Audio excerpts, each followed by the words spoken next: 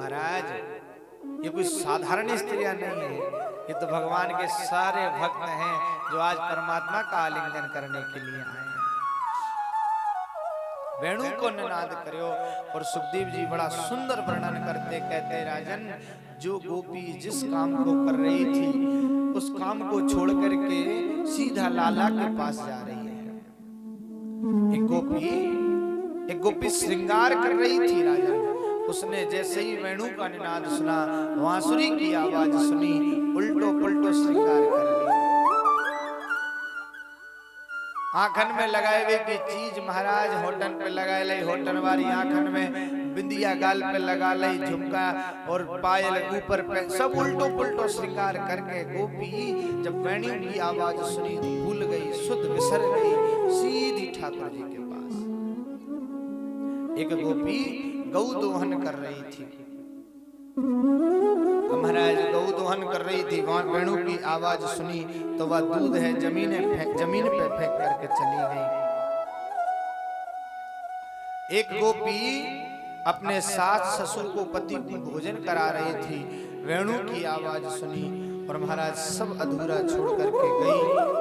सास ससुर ने बड़ा प्रयत्न किया, पति ने बड़ा प्रयत्न किया, लेकिन वो रुकी नहीं और आज अपने पति से कह के गई, सुनो स्वामी आज मत रोको, आप जीवन पर्यंत मेरे साथ रहे, आगे भी भगवान ऐसी विधि लाए आप और हम एक रहें, लेकिन आज हमें हमारे कृष्ण से मिलना। सब गोपी तैयार महाराज, एक गोपी जाने को तैयार भई तो बाकी पति ने कहा करो, बाकी पति ने वाको हाथ पकड़ो और वाको कमरा में बंद कर दियो। कमरा में बंद करके महाराज कुंडी लगा दी। गोपी तड़फड़ाई, चिल्लाई, बोले प्रभु आज मत रोकिए, आज के दिन के लिए तो ये अवतार हुआ है, आज के दिन के लिए तो इतने दिन हमने यहाँ निकाले हैं, आज का दिन ही हमारा है। महाराज जब छोड़ा नहीं पति ने, जब कुंडी नहीं खोली तो गोपी ने अपने प्राणों का परित्याग कर दिया और प्राणों को त्याग करके आज आत्मा स्वरूप लेकर के परमात्मा से मिलने के लिए गई है। और गोस्वामी जी रामचरितमानस में कहते ईश्वर अंश जीव अविनाशी, अरे वही अंश रूप बन करके गोपियां सब आई और सबने गोपी रूप धारण करा। हजारों लाखों गोपियां चारों तरफ से आ रही, भगवान बीच में खड़े। अद्भुत प्रेम की परिकाष्ठा। सुखदेव जी कहते हैं राजा परीक्षित से, राजन लाखों करोड़ों गोपियां आ गईं, बीच में कन्हैया वेणु बजा रहे हैं, बांसुरी बजा रहे हैं, बांसुरी का निनाद बंद किया। बांसुरी की आवाज जब रुकी तो सब गोपियन ने अपनी अपनी नजर नीचे कर ली, जमीन को देखने लगी। ठाकुर जी ने प्रेम से पूछा, स्वागतम वो महाभागा, आप सभी का स्वागत है, कैसे आए हो? सुखदेव जी कहते हैं स्वागतम वो महाभागा, भगवान गोपियों से कह रहे हैं तुम महाभागा, भगवानों तुम्हारा आगमन कैसे हुआ है? अगर वो कोई साधारण स्त्री होती तो त्रिलोकी का नाथ, इस विश्व को बनाने वाला, इस संसार को चलाने वाला, इस दुनिया का पालन करने वाला, उन्हें महाभागा थोड़ी ना कहता महाराज, लेकिन वो कहते हैं महाभागो स्वागत आप सभी का। पर मुझे कुछ समझ नहीं आया, ये अर्धरात्रि में इस बियावान वन में एक चारों तरफ से आप सब दौड़ी आ रही हैं, कहाँ जा रही हैं आप सब? गोपियां मन में सोचने लगी, पहले तो बांसुरी बजा रहे हैं, वेणु बजा रहे हैं, और वेणु में ऐसा सुर के जैसे मारो, ऐसी सुर लहरी के मानो गोपियों को लगा ठाकुर जी मेरा नाम पुकार रहे हैं, कन्हैया मुँह आवाज लगा रहे हैं, और सब आई। पहले वेणु को निनाद करो है और वेणु को निनाद करके हमको आवाज लगाई है, आवाज लगा करके हमको बुलायो है, और जब हम आ गई तो अब पूछ रहे हैं कि काई क्यों आई हो? भगवान ने कही गोपियों से, सुनो देवी, एक पतिव्रता नारी का यह धर्म नहीं है, पतिव्रता नारी का, और उन प्रजांगनाओं जैसी पतिव्रता तो कोई थी नहीं महाराज। पति कौन होता है? पति। हम लोग आरती में गाते हैं ना, है मोनू भैया, अरे तुम हो एक अघोचर, पति का अर्थ समझिएगा, तुम हो एक अघोचर सबके प्राणपति, स्वामी सबके प्राणपति। महाराज भगवान कौन है? सबके पति हैं, भगवान प्राणपति हैं। गोपियों से कहा कि अपने पति को छोड़ करके आप आई हो, ये तो शोभा नहीं देता। और पति तो पति होता है, पाति लोकम इति पति। संत उदाहरण देते हैं, जो पालन करे सो पति। और हम सबका पालन कौन करते हैं?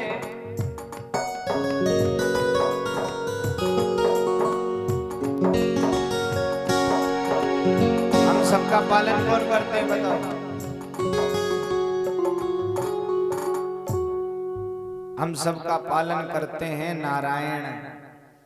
कैसे करते हैं महाराज? तुम कहोगे कि भगवान हमारा पालन कैसे करें महाराज? 70 बीघा मुनाफे की कर रहे हैं, 10 बीघा 20 बीघा घर की कर रहे हैं, 2 ट्रैक्टर ट्रोली घर मकान और सब हमने बनाओ, भगवान का देवे आयो, बोलो राधे राधे। कई लोग प्रश्न करते हैं, लोग कहते हैं भगवान क्या करता है, भगवान क्या करता है? महाराज कर्म तो करना पड़ेगा। अजगर करे न चाकरी, पंछी करे ना काम। दास मलूका कह गए सबके दाता,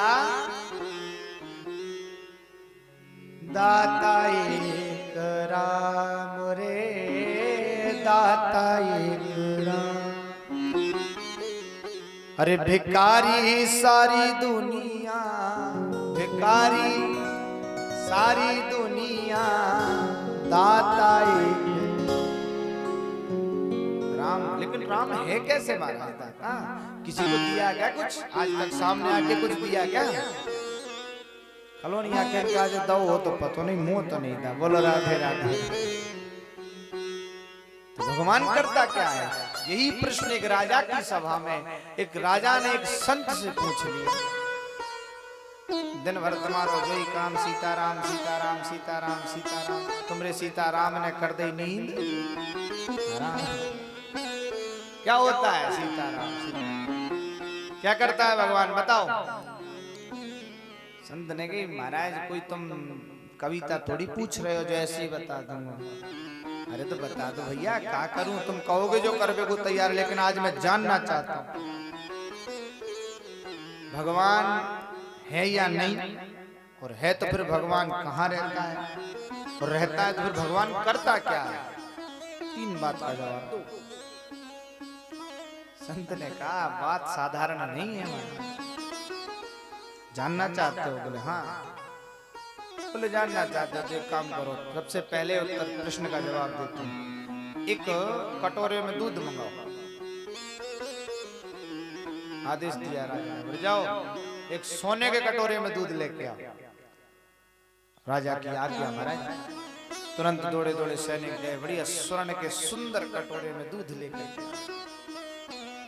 महाराज ने कटोरा एक हाथ में धर्यो और अपनी उंगली ते व दूध घुमाए लगे।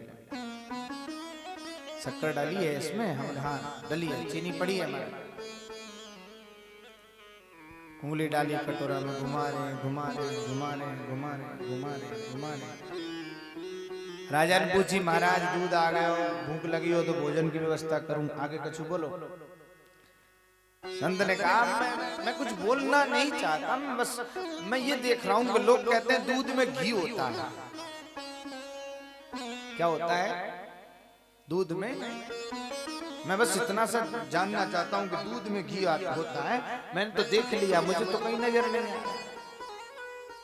राजा हंस करके बोला अरे महाराज बिल्कुल बावरे होगा, दूध में घी होता है लेकिन ऐसे नहीं होता है। दूध को दही बनाना पड़ता है, दही को मथना पड़ता है, और जब उसको मथा जाता है मन से तब जाके कहीं मक्खन निकलता है, और उस मक्खन को अग्नि में जब तपाया जाता है तब कहीं जाके घी निकलता है। संत ने जोरदार ताली बजाई और कही ऐसे ही मेरे ठाकुर जी कण कण में व्याप्त है, लेकिन जब भक्त साधना के बल पर दही बनता है, तप के बल पर जब उसको मथा जाता है, और जब अंत में समय आता है और जब महाराज भगवान उसकी चारों तरफ से तपस्या पूर्ण तरीके से स्वीकार कर लेते हैं, तो कहीं जाके इसी विश्व प्रपंच में, इसी संसार में, इसी जगत में उसे कहीं ना कहीं ठाकुर जी मिल जाता है। बोलो भक्त वत्सल भगवान की।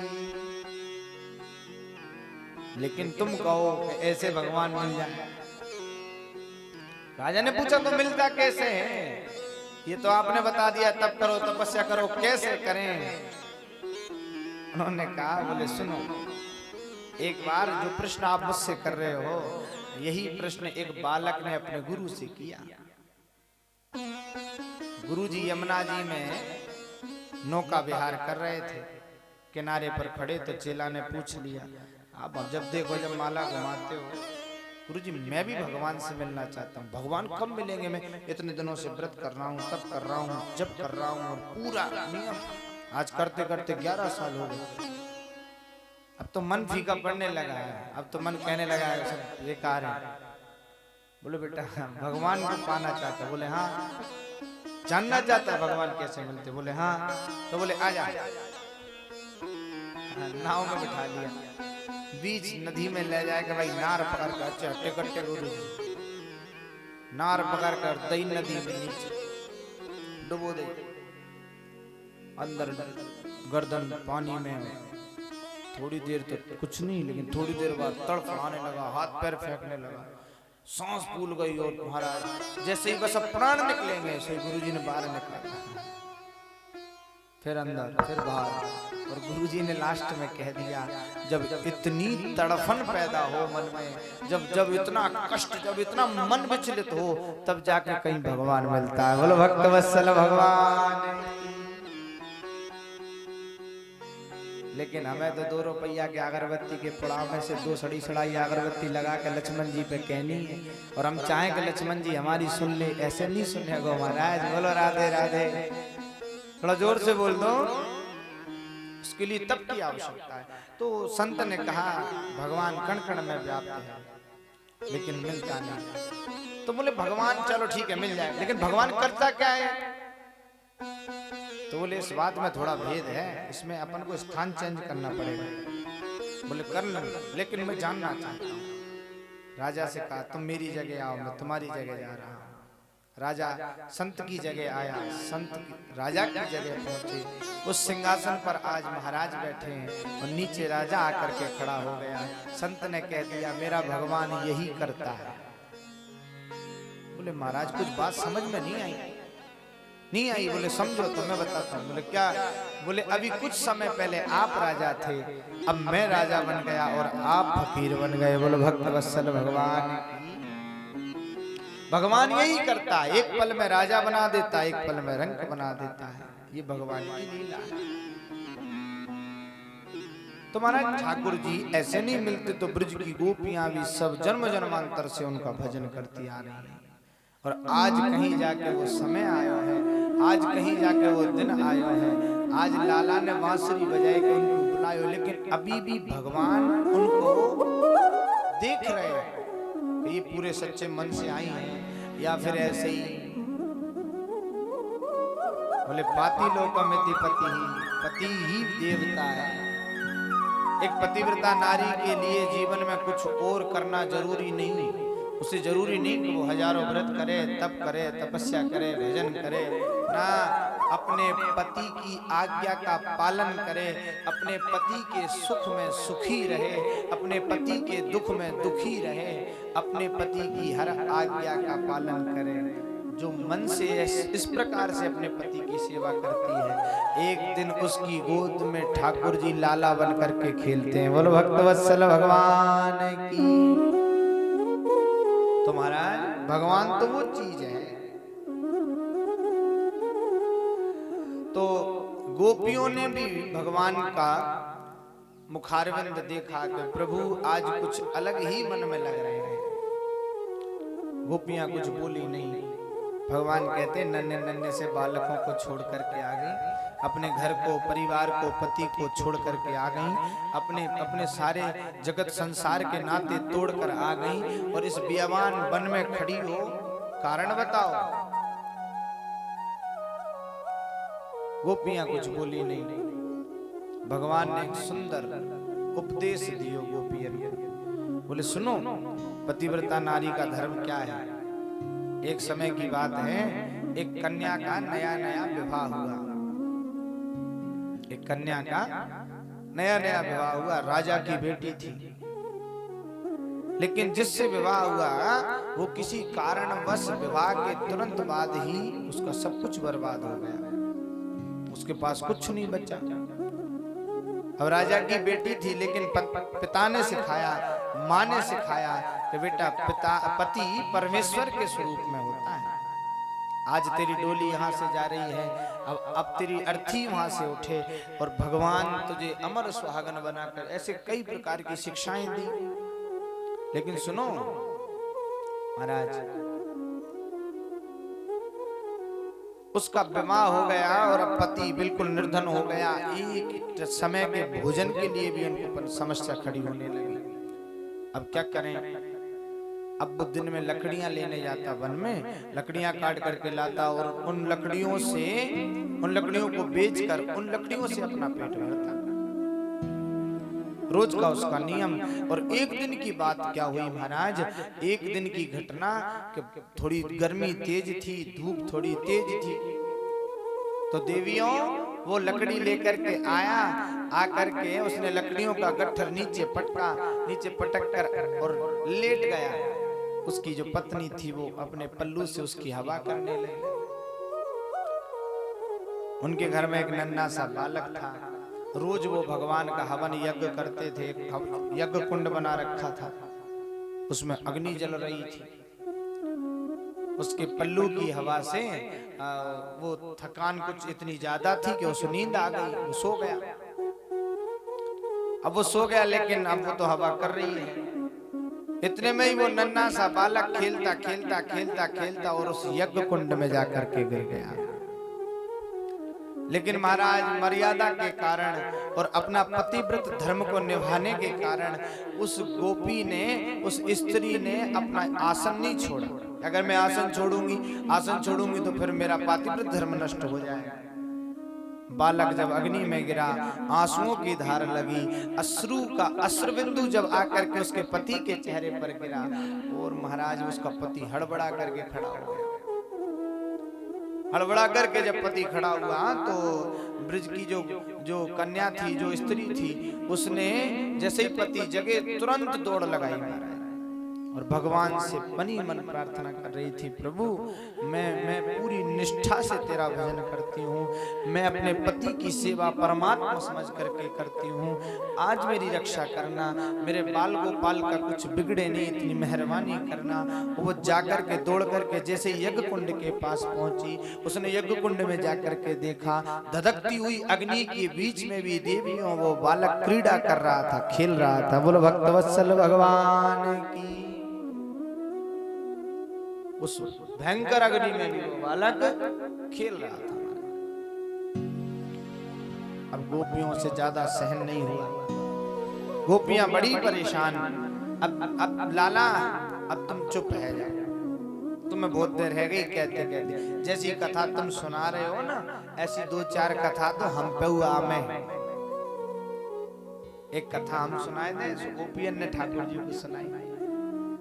बोले सुनो लाला, एक कन्या को विवाह भयो, अब शादी बाकी है गई, बाकी पति को धन कमावे के ताई परदेश जानो पड़े।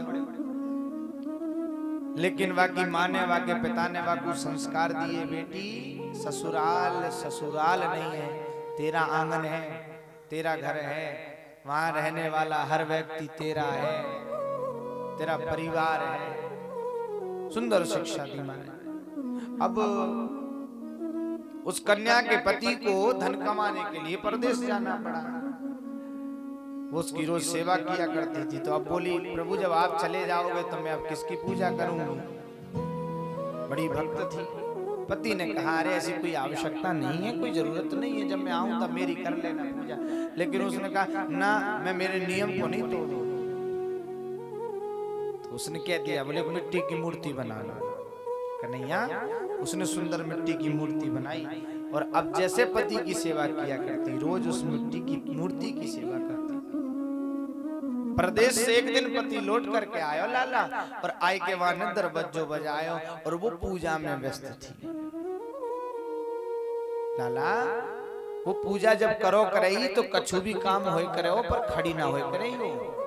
और आज वाले आय के जैसे दरबज्जो बजायो, वो मिट्टी के मूर्ति के पति की पूजा कर रही थी। अब बताओ लाला बाबू का करना चाहिए? साचो पति दरवाजे पे ठाड़ो है, बापू गेट खोल के दरवाजो खोल के वह साचे पति की पूजा करनी चाहिए या मिट्टी की मूर्ति की पूजा करनी चाहिए? लाला ने हंसते हुए कही, अरे बिल्कुल बावरी होगा, जब साचो पति दरवाजे पे ठाड़ो है तो या मिट्टी की मूर्ति की पूजा करके क्या करेगी? तो सब गोपियों ने जोरदार ताली बजाई। बस लाला हमारे मन की बात तैने कह दी, तुम जो कह रहे हो लाला वही हमारे मन में है। अरे वहां जो पति है वो मिट्टी का पति है, उसको एक दिन मिट्टी में मिल जाना है। और तुम साचे पति हो, तुम जगत पति हो, तुम्हारी प्राप्ति के लिए ही तो ये बार बार जन्म लेना मरना, जन्म लेना मरना, ये प्रक्रिया चल रही है। इसी प्रक्रिया की समाप्ति चाहते हैं। अब बस आप मिल गए, अब कोई नहीं चाहिए महाराज। ठाकुर जी समझ गए कि ये मान व्यवहारी। अब क्या करें? सब गोपियन के संग भगवान ने रास विहार प्रारंभ किया। अब रास विहार प्रारंभ हो गया महाराज। सब गोपियां नाचने लगी, सब गोपियों के साथ एक एक कृष्ण।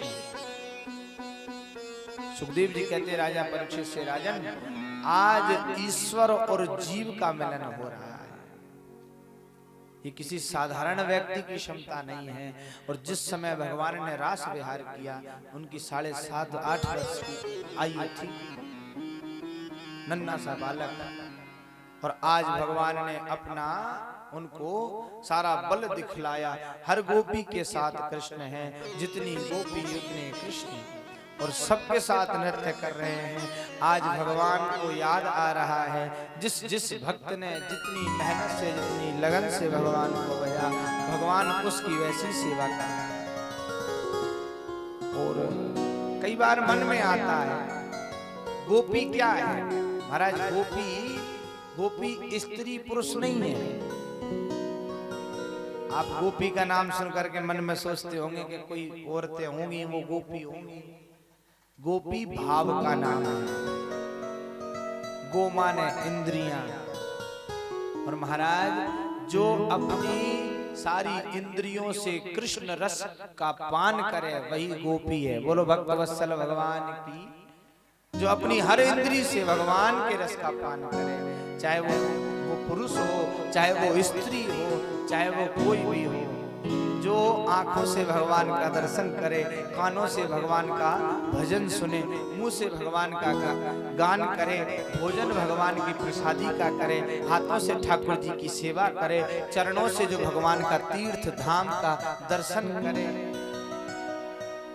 वही तो महाराज गोपी है। गोपी भाव है, गोपी भाव का नाम है। गोपी समूह विशेष का नाम नहीं है। बोलो बाल कृष्ण लाल की। आज ठाकुर जी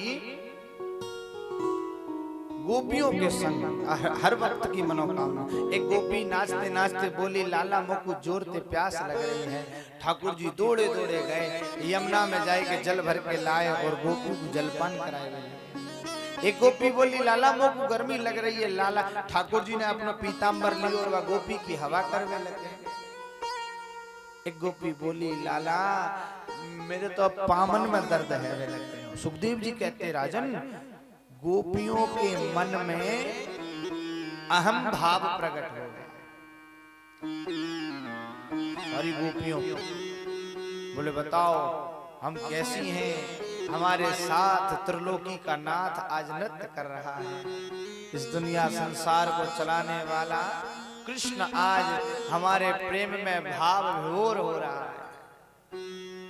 अहंकार तो हर चीज का होता है। किसी कोई पागल है धन दौलत का, कोई पागल बेटे नारी का, सच्चा पागल वो है जो पागल है बाके बिहारी। तो महाराज सब गोपियों के मन में अहम भाव प्रकट हो गया। और जब अहम भाव, जहां अहंकार होता है ना, वहां से ठाकुर जी निकल जाते हैं। जैसे ही थोड़ा घमंड धन का आया, जैसे ही थोड़ा घमंड घर का आया, जैसे ही घमंड थोड़ा संतान का आया, जैसे थोड़ी सी व्यवस्था बनी, मान बड़ाई जब से आई तब से किस्मत फूटी। स्वामी स्वामी जापन लागे लगन राम से, माया तेरे तीन नाम परसा परसी परशुराम। थोड़ी सी व्यवस्था बढ़ते ही हम सब भूल जाते हैं, तो ठाकुर जी की याद नहीं करते, भगवान को नहीं भजते। जिसने श्वास दी है, जिसने आंखों में देखने की शक्ति दी है, जिसने नासिका को सूंघने की शक्ति दी है, जिसने हमको ऐसे सुंदर कान दिए। आज भगवान जरा सोच ले और नेक तुमरे दोनों बल पर फ्यूज कर दे तो दुनिया किस काम की है महाराज। तो ये जिंदगी मिली है तो उसके लिए भी समय निकालना आवश्यक है। आप अपने काम को करिए। गोस्वामी जी रामचरितमानस में कहते मनु भैया, कर से कर्म करऊं विधि नाना, कर से कर्म करऊं विधि नाना, कर से कर्म करऊं विधि नाना, कर से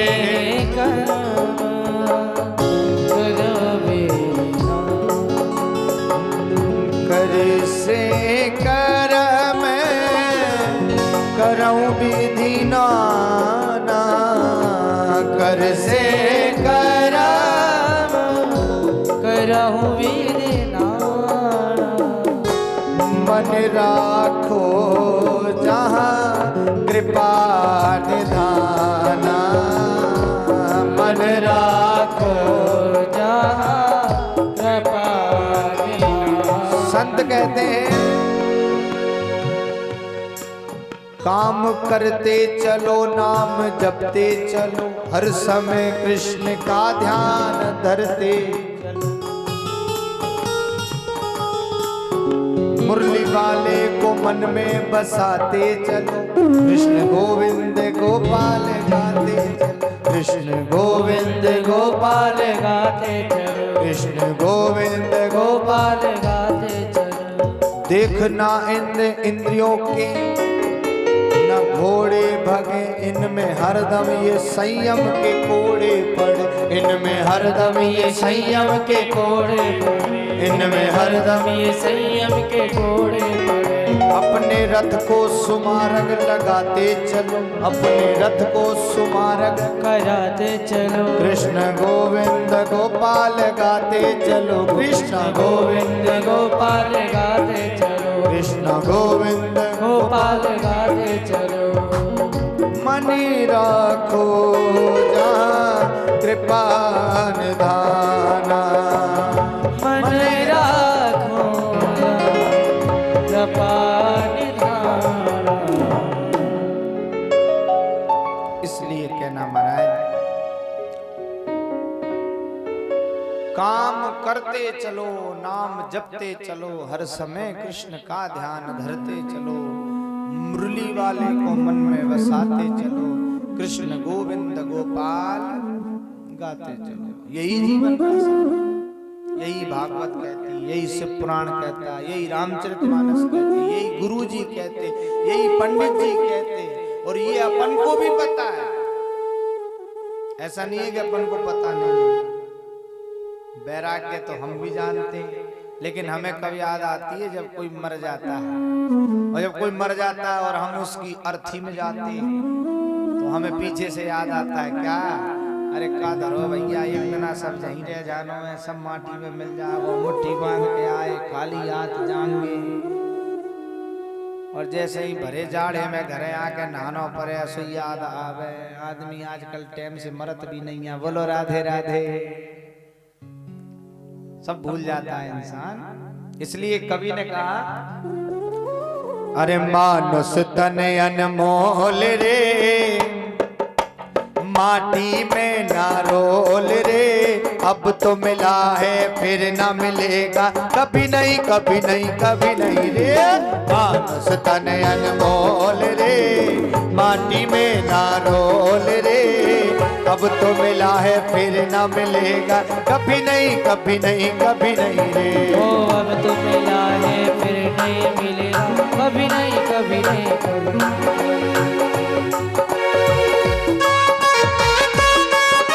एक बार जयकारा लगा दो, बोलो बालाजी महाराज की जय हो।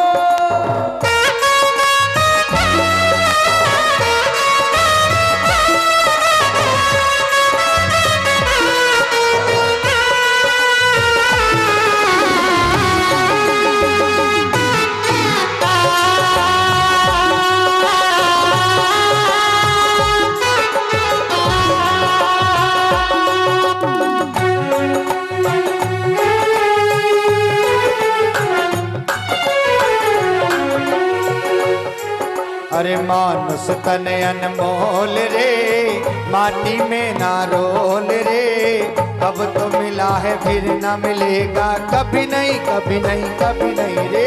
मानुष तन अनमोल रे, माटी में ना रोल रे, अब तो मिला है फिर न मिलेगा, कभी नहीं कभी नहीं कभी नहीं। अरे अब तो मिला है फिर न मिलेगा, कभी नहीं कभी नहीं कभी नहीं रे। अब तो मिला है फिर नहीं मिलेगा, कभी नहीं कभी नहीं। अरे सत्संग में तू आया कर, गीत प्रभु के गाया कर। सत्संग में तू आया कर, गीत प्रभु के गाया कर।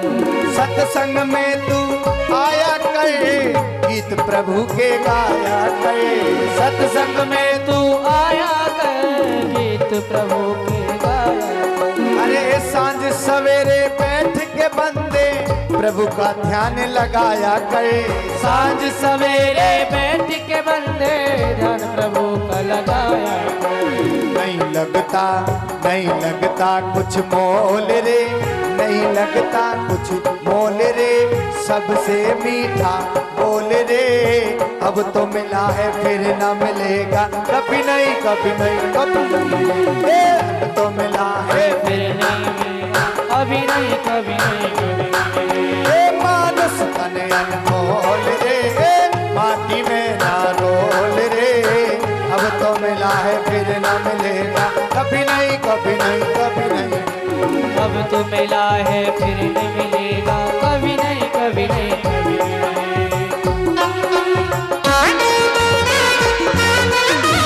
बोलो बरसाने वाली की।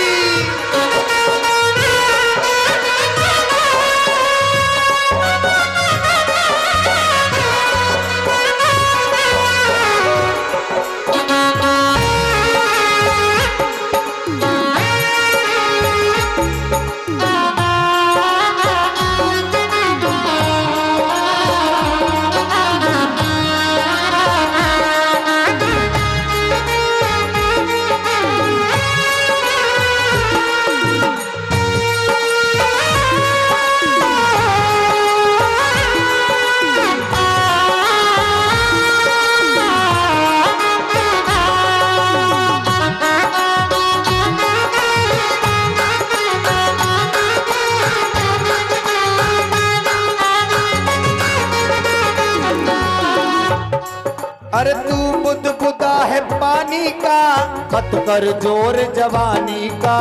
तू बुलबुला है पानी का, मत कर जोर जवानी का। अरे तू बुलबुला है पानी का, मत कर जोर जवानी का। तू बुलबुला है पानी का, मत कर जोर जवानी का। अरे समझ समझ कर कदम रखो, पता नहीं जिंदगानी का। समझ समझ के कदम रखो, पता नहीं जिंदगानी का। सबसे मीठा बोल रे, नहीं लगता कुछ मोल रे। सबसे मीठा बोल रे, नहीं लगता कुछ मोल रे। अब तो मिला है फिर न मिलेगा, कभी नहीं कभी नहीं कभी नहीं रे। मानस तन अनमोल रे, पानी में ना रोल रे। अब तो मिला है फिर न मिलेगा, कभी नहीं कभी नहीं कभी नहीं रे।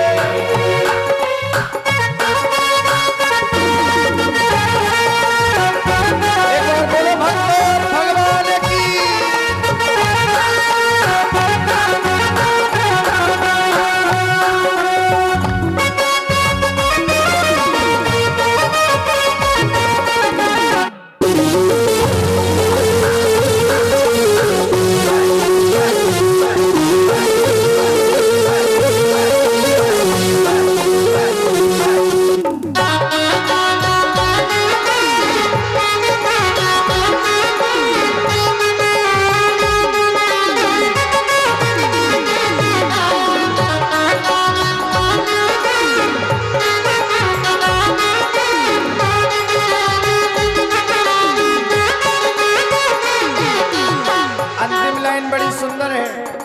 मतलब का संसार है, इसका क्या एतबार है।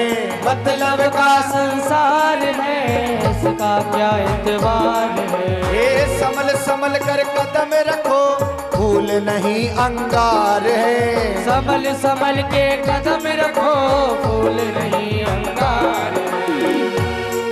अरे मन की आंखें खोल रे, मन की आंखें खोल रे। सबसे मीठा बोल रे, अब तो मिला है फिर ना मिलेगा, कभी नहीं कभी नहीं कभी नहीं रे।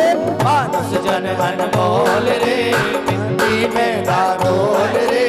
अब तो मिला है फिर ना मिलेगा, कभी नहीं कभी नहीं कभी नहीं रे। मानस जन अनमोल रे, माटी में ना रोल रे। अब तो मिला है फिर ना मिलेगा, कभी नहीं कभी नहीं कभी नहीं। बोल रे, माटी में ना बोल रे। अब तो मिला है फिर ना मिलेगा, कभी नहीं कभी नहीं कभी नहीं। फिर ना मिलेगा, कभी नहीं कभी नहीं कभी नहीं। अब तो मिला है फिर ना मिलेगा, कभी नहीं कभी नहीं कभी नहीं। अरे मानस तन अनमोल रे। अंतिम लाइन बड़ी प्यारी महाराज। मन की आंखें खोल रे, सबसे मीठा बोल रे। अब तो मिला है फिर न मिलेगा,